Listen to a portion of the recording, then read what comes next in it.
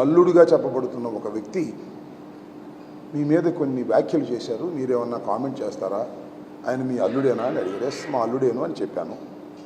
నేనేమి కామెంట్ చేయదలుచుకోలేదు, ఇది నా ఫ్యామిలీ ఇష్యూ అని నేను సున్నితంగా తప్పుకునే ప్రయత్నం చేశాను. అయితే ఈరోజు మధ్యాహ్నం అనుకుంటాను, జనసేన అధ్యక్షులు పవన్ కళ్యాణ్ గారు పొన్నూరు, నా తమ్ముడు అంబటి మురళి కృష్ణ పోటీ చేస్తున్నటువంటి నియోజకవర్గంలో ఎన్నికల ప్రచారానికి తెలుగుదేశం తరపున వచ్చి మా అల్లుడి విషయాన్ని కూడా కామెంట్ చేశాడు. రాంబాబు గారు అల్లుడు కూడా రాంబాబు గారు దుర్మార్గుడు, ఓటు వేయొద్దని అంటున్నాడు అనేటువంటి మాట, ఇంకా ఏయో పిచ్చి పిచ్చిగా కొన్ని మాటలు మాట్లాడారు. అవి నేను చూశాను, జనం కూడా పెద్దగా లేరు. అది మాట్లాడిన తర్వాత దీన్ని ఇలా వదిలేయడానికి వీల్లేదు, నేను కూడా మీడియా ముందుకు వచ్చి జరిగిన విషయాలను చెప్పాలి అనేటువంటి ఉద్దేశంతో మీ అందరికీ ఈ మీడియా సమావేశంలో అందుబాటులోకి రావడం జరిగిందని మనవి చేస్తున్నాను. Purely it is a family issue, it is a dispute also. నాకు 3 కుమార్తెలు ఉన్నారు. నా 2వ కుమార్తె అంబటి మనోజ్ఞ డాక్టర్, MBBS పూర్తి చేసుకుంది. గుండబోలు గౌతమ్కి ఇచ్చి వివాహం చేశాం. వారికి 2 పిల్లలు, ఒక బాబు, ఒక పాప. ఆ పెళ్ళికి చాలామంది మన నియోజకవర్గ ప్రజలు కూడా వచ్చారు. పవన్ కళ్యాణ్ గారు కూడా వచ్చి ఆశీర్వదించాడు. తర్వాత కాలానుగుణంగా ఫ్యామిలీలో డిస్ప్యూట్ రావడం జరిగింది. నా కూతురికి, నా అల్లుడికి సుమారుగా 3-4 సంవత్సరాల నుంచి నా కూతురు, నా మనవరాలు, మనవడు నా సమక్షంలోనే ఉన్నారు, నా పర్యవేక్షణలోనే ఉన్నారు. నేనే వారిని ఆర్థికంగా ఆదుకుంటున్నాను. నా 2వ అల్లుడు గుండబోలు గౌతమ్ ఏ విధమైనటువంటి సహాయం చేయకోకుండా వదిలేశాడు. ఇద్దరికి డిస్ప్యూట్ ఉంది.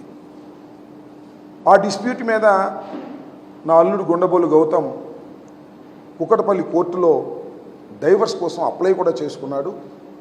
దానికి నా కూతురు అటెండ్ అవుతుంది, కౌంటర్ పడేశాం. అది ఇంకా ఒక కంక్లూజన్కు రాలేదు. This is purely a family dispute. నా కూతురికి, నా అల్లుడికి మధ్యన ఉన్నటువంటి ఫ్యామిలీ డిస్ప్యూట్. దీన్ని చాలా కీలకమైన సమయంలో, ఎన్నికల సమయంలో 13వ తారీఖున పోలింగ్ జరుగుతున్నటువంటి సందర్భాన్ని పురస్కరించుకొని, ఇవాళ 5వ తారీఖు అనుకుంటున్నాను, 5వ తారీఖే కదా, 5వ తారీఖున నా అల్లుడు ఒక వీడియో రిలీజ్ చేశాడు. నేను ఒక పెద్ద దుర్మార్గుడని, దుష్టునని, నాకు ఓటు వేయొద్దని. సరే, అతను చేశాడు, that is a different matter. దాని గురించి నేను పెద్ద మాట్లాడదలుచుకోలేదు. ఎందుకంటే నా అల్లుడు ఏమి రాజకీయ నాయకుడు కాదు, ఈజ్ ఎ డాక్టర్. నా కూతురు ఏమి రాజకీయ నాయకురాలు కాదు, she is also a doctor. తర్వాత నేను ఎందుకు మాట్లాడాలని అనుకుంటున్నానంటే, పవన్ కళ్యాణ్ గారు పొన్నూరులో ఇదే సంభాషణ మాట్లాడారు. అంతకు ముందు కూడా నా అల్లుడు పలు సందర్భాల్లో గుండబోలు గౌతమ్ నా కూతురు కబురు చేశాడు, నేను పవన్ కళ్యాణ్ గారిని కలుస్తాను, చంద్రబాబు గారిని కలుస్తాను అని బెదిరించి డైవర్స్ కావాలనేది ఆయన కోరుకున్నాడు. డైవర్స్ ఇవ్వడానికి కూడా నా కూతురికి ఏం అభ్యంతరం లేదు. కానీ నా కూతురికి ఒక కూతురు, ఒక మనవడు ఉన్నాడు. వారి భవిష్యత్తు ఏమిటో తేలాలి కదా. దానికోసం మేము డైవర్స్ గురించి కోర్టులో ఫైట్ చేస్తున్నాం. ఆయన ఫైట్ చేస్తున్నాడు, మేము ఫైట్ చేస్తున్నాం.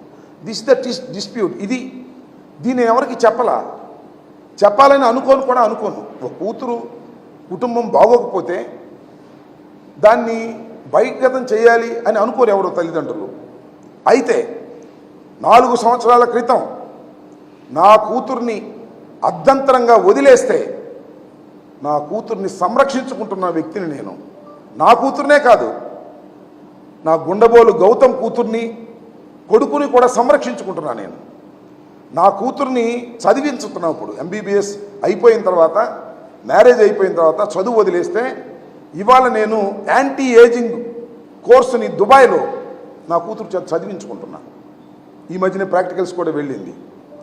అలాగే యూకే కూడా వెళ్ళి చదివించాలని అనుకుంటున్నా. ఎందుకంటే భర్తతో డిస్ప్యూట్ వచ్చిన తర్వాత, లేదు డైవర్స్ అయితే తన కాళ్ళ మీద తాను నిలబడాలి. తండ్రి ఎంతకాలం ఉంటాడు, ఉండలేడు కదా. తన కాళ్ళ మీద తాను నిలబడాలి అనేటువంటి ఉద్దేశంతో నా మనోజ్ఞని కూతుర్ని చదివిస్తున్నాను. తను స్టాండ్ మీద 70,000కి ఉద్యోగం చేస్తుంది వాళ్ళ. నా కూతురని చెప్పదు అక్కడ వెళ్ళి. ఆఫ్టర్ ఆల్ 70,000కి ట్రైనింగ్, యాంటీ ఏజింగ్ మీద, హెయిర్ ప్లాంటేషన్ మీద ట్రైనింగ్ అవుతుంది. 70,000కి చేస్తుంది ఉద్యోగం. నా కూతురుగా, మంత్రి కూతురుగా. ఎక్కడ కూడా మంత్రి కూతురుని చెప్పదు. ఇలా సంరక్షించుకుంటున్నటువంటి తరుణంలో నా అల్లుడి వల్ల నాకు ఓటు వేయొద్దని, నేను దుర్మార్గుడిని. ఎక్కడ దుర్మార్గుడిని చెప్పండి. ఏదైనా దుర్మార్గుడైతే నా అల్లుడై ఉండాలి. నా కూతుర్ని వదిలేసిన అల్లుడై ఉండాలి. తన కూతుర్ని కూడా వదిలేసిన అల్లుడై ఉండాలి. తన కొడుకును కూడా వదిలేసిన అల్లుడై ఉండాలి. వాళ్ళందరినీ సంరక్షిస్తున్న నేను దుర్మార్గుని ఎలా అవుతానో ఒకసారి ఆలోచించమని మనవి చేస్తున్నా. నా అల్లుడు మాత్రమే మాట్లాడితే నేను అసలు మాట్లాడను. నా అల్లుడి మాటల వెనుక పవన్ కళ్యాణ్ ఉన్నాడు. పవన్ కళ్యాణే మాట్లాడించాడు. చంద్రబాబు సపోర్ట్ చేస్తున్నాడు. ఏబిఎన్, TV5 దీన్ని పదే పదే వేస్తున్నారు. ఇది దుర్మార్గం కాదా అని అడుగుతా ఉన్నా. ఒక ఫ్యామిలీ ఇష్యూని ఇంతగా తీసుకొచ్చి రాజకీయ లబ్ధి పొందాలని అనుకోవడాన్ని ఏమనాలి? అది నా ఆవేదన. ఎస్, నేను ఇవాళ సత్తెనపల్లిలో గెలవబోతున్నానని తెలిసిన తర్వాత ఇలాంటి చీప్ ఎత్తుగడలు, చౌకబారు ఎత్తుగడలు, నా ప్రత్యర్థి కన్నా లక్ష్మణ, నన్ను ఓడించాలనుకుంటున్నటువంటి పవన్ కళ్యాణ్, నన్ను అసెంబ్లీకి రానియకూడదనుకుంటున్నటువంటి చంద్రబాబు నాయుడు కలిసికట్టుగా ఆడుతున్న నాటకం కాదా ఇదని అడుగుతా ఉన్నా నేను. ఏమిటి దుర్మార్గం? మాలుడేమో వీడియో చేసి ఏబిఎన్లోను, TV5లోనే వేస్తాడు. పవన్ కళ్యాణ్ ఏమో పొన్నూరు వచ్చి మాట్లాడతాడు. ఇది ధర్మమేనా? ప్రజలు ఆలోచించాలి. నా ఓటర్లు కాదు, నా ఓటర్లకు నేనేంటో తెలుసు. నేను దుర్మార్గుని ఎలా అవుతాను? ఇది ఒకసారి ఆలోచించమని మనవి చేస్తున్నా. ఇంత దుర్మార్గమైన రాజకీయాలు చేస్తున్నటువంటి వ్యక్తులు నేను మాట్లాడదలుచుకుంటే, ఎవరి కుటుంబంలో డిస్ప్యూట్స్ లేవు చెప్పండి ప్లీజ్. చిరంజీవి గారు, మీ తమ్ముడికి చెప్పండి, మీ కుటుంబంలో డిస్ప్యూట్స్ లేవా? మీ కూతురు డిస్ప్యూట్స్ లేవా? మరొకటి అడుగుతా ఉన్నా, నాగబాబు గారు, మీ కుటుంబంలో డిస్ప్యూట్స్ లేవా? మీ కూతురు డిస్ప్యూట్ లేవా? అక్కడ దాకా ఎందుకు? నా ప్రత్యర్థి కన్నా లక్ష్మణ, 2 కుమారులు, మీకు డిస్ప్యూట్స్ లేవా? మీరు కోర్టులకు పోలేదా? డిగ్రీలు పొందలేదా? What is this? ఇంత నీచమా? నా అల్లుడి చేత పోస్టింగ్ చేయించి జై కన్నా అని దాన్ని సర్క్యులేట్ చేస్తారా? ఎక్కడ దుర్మార్గం చేశాను? నా కూతుర్ని కాపాడుకుంటున్నా. నేను నా కూతుర్ని ఒక పురుషుల్లాగా తయారు చేసుకుంటున్నా. భర్త లేకపోయినా, తండ్రి మరణించినా తన కాళ్ళ మీద తాను నిలబడి తన కొడుకుని, తన కూతుర్ని కాపాడుకునే విధంగా ఒక వ్యక్తిగా తయారు చేసే కార్యక్రమంలో నేను ఉన్నా. ఇలాంటి చిన్న చిన్న చీప్ రాజకీయాలకు భయపడే వ్యక్తిని కాదని కూడా మనం చేస్తున్నా. నా మీద అనేక సందర్భాల్లో అనేక రకాలుగా TV5, అనేక రకాలుగా ఈటీవీ, అనేక రకాలుగా ఏబిఎన్ నా మీద అనేకమైనటువంటి పుకార్లు సృష్టించేటటువంటి ప్రయత్నం చేశారు. ఎక్కడా తగ్గలేదు. కింద పడిపోయాడు అనుకున్నారు రాంబాబు, మళ్ళా లేచి నుంచున్నాను కెరటం లాగానే మనం చేస్తున్నా. ఇవాళ నా ఫ్యామిలీ డిస్ప్యూట్లో, నా కూతురికి అల్లుడికి ఉన్నటువంటి డిస్ప్యూట్లో పవన్ కళ్యాణ్ ఎంటర్ అయి, చంద్రబాబు ఎంటర్ అయి రాజకీయ లబ్ధి పొందాలని అనుకోవడం అనేది నీచమైనటువంటి వ్యవహారం. దీన్ని ఖండించాలి.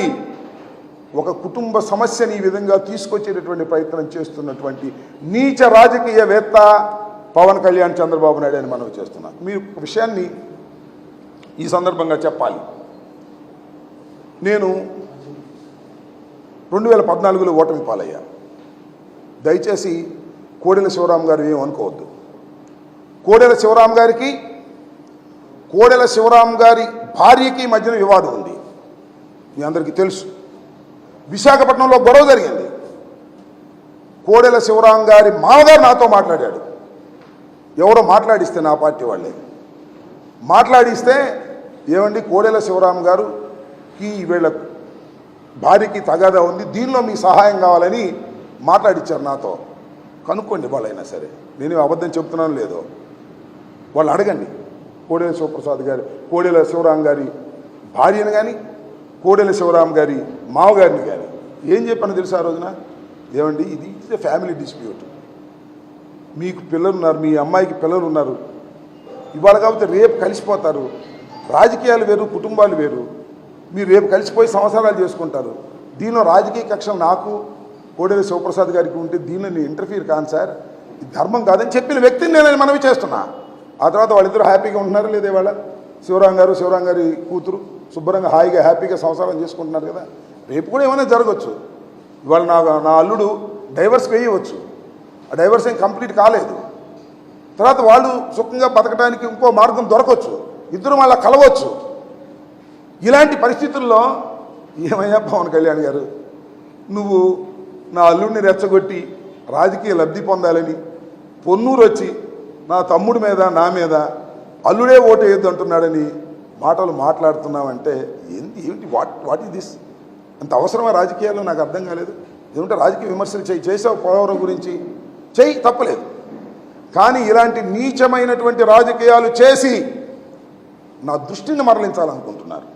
ఎందుకంటే నేను చాలా సీరియస్గా ఎలక్షన్ చేసుకుంటున్నటువంటి సందర్భం. నా దృష్టిని మరలించి రాజకీయాల నుంచి ఫ్యామిలీ వైపు చేయాలనుకుంటున్నారు. అట్లా దృష్టి మరలేవాడిని కాదు. ఇవాళ కూడా నేను ప్రెస్ మీట్ పెట్టేవాడిని కాదు. కేవలం పవన్ కళ్యాణ్ గారు మాట్లాడారు కాబట్టి ఆ విషయం పొన్నూరులోనే పెట్టవలసి వచ్చింది. మళ్ళీ దీని గురించి నేను మాట్లాడను. It is purely family dispute. This is before the honourable court will decide.